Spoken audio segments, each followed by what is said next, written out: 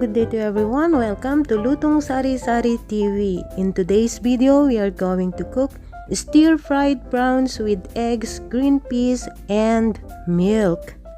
This dish is so quick and easy to make at home, and it's very popular in Chinese restaurants.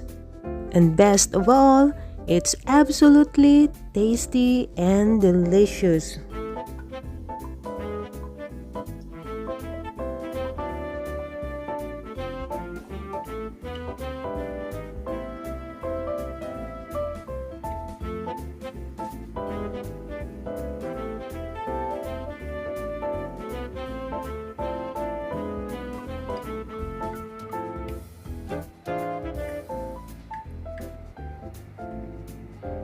This dish looks simple and easy to make, but frying smooth and silky eggs needs some practices and experiences.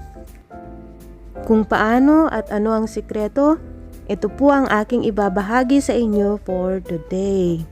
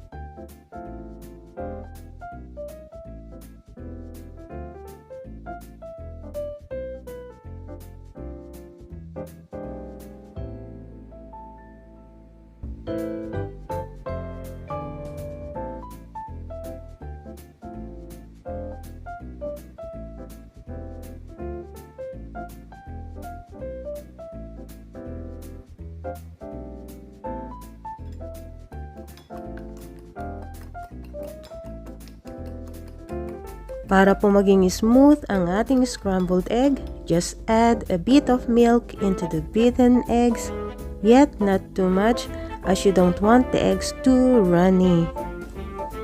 And most importantly, the eggs cannot be overcooked.